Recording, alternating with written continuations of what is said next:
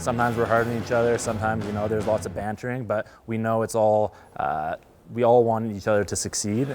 It's tough to wrap your head around when you start in the sport. You'll get down the bottom of the track and you won't really know why you were slow or why you were fast. You start to figure out what makes a big difference, and the general learning point that you end up with is every single detail matters, and if you cut corners, you'll lose the race.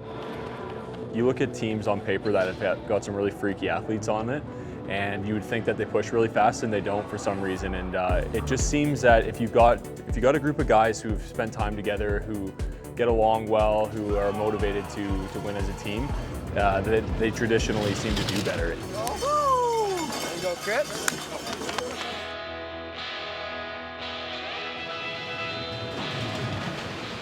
It's a bit strange because it's like, in your two-man, it's like you're driving a Ferrari. In your four-man, it's like you're driving a school bus, but it goes faster than your Ferrari does. So, you got all that momentum. It's kind of tippy, but it's actually faster than your nimble sled. So it's a little bit tough to get the hang of that. You don't even have to look at the clock, and you know that you've nailed the run. And like Justin would obviously know that from like his driving. But you get a pretty good idea of what a good run feels like at each track. On the flip side, if you don't execute your push, you got about 50 seconds normally of just thinking how you didn't do exactly what you needed to, and Seward the team. Yeah, that's where the camaraderie really comes in, and it's important that you can take that criticism without taking it to heart.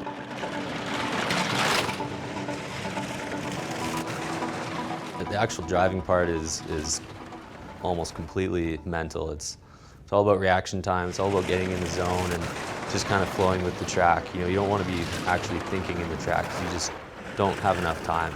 Every time he goes down the track, he's got 3 people in the back that our lives literally depend on him. It takes 1/10 of a second for your information to go through your eyes and your ears and be processed by the brain on a conscious level, and then create a reaction out of it, a minimum of 1/10 of a second. At 150 kilometers an hour, 1/10 of a second, you move 4 meters. So that's, good portion of the corner is over at that point. So you can't actually be thinking about it. You have to be feeling it and be in that zone where your mind's kind of clear and you're just working with the track. I started doing a lot of meditation, and once I got proficient at that, I started trying to get into that zone under stress, like at the gym, drinking a ton of coffee so I feel kind of agitated, but then trying to, calm myself down and get in that zone.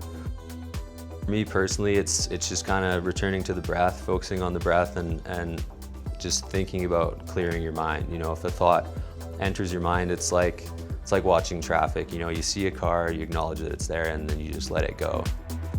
Gold medalist and Olympic champion, Canada. We definitely have an expectation within our team each week that we want to win, and anything outside of that is not what we're planning for. If we can get a crew working together that's been together for the 4 years before an Olympic Games, that's ideal. That's what we want to go for. We don't want any last-minute surprises. We want to show up at the Olympics, know exactly what we're going to do, and do it. So you have to focus on absolutely everything. The things you don't want to do, you have to make sure you do them. Because on race day, when you get to the bottom and you're 600s behind the leader and you're in 5th, you're going to wish that you put in that little bit of extra half hour or an hour of prep, getting the equipment ready, all that kind of stuff. And it really is all the details that win races.